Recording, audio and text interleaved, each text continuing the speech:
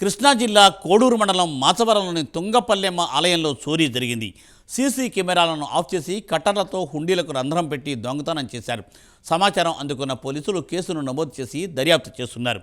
గతంలో కూడా ఇదే తరహాలో రంధ్రాల ద్వారా దుండగులు హుండీలను దోచుకెళ్లారు. నిందితులను త్వరలోనే పట్టుకునే చట్టపరమైన చర్యలు తీసుకుంటామని పోలీసులు చెప్పారు.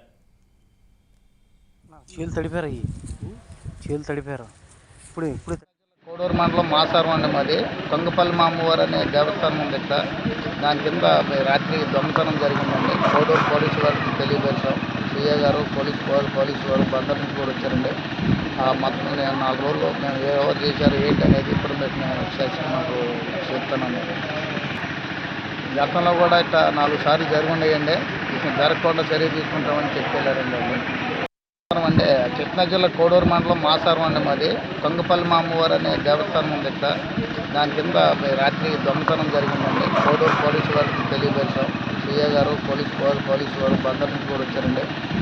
మొత్తం 4 రోజులు మేము ఎవరు చేశారు ఏంటి అనేది ఇప్పుడు మేము మాకు చెప్తానండి. గతంలో కూడా ఇట్లా 4 సార్లు జరుగున్నాయండి. జరగకుండా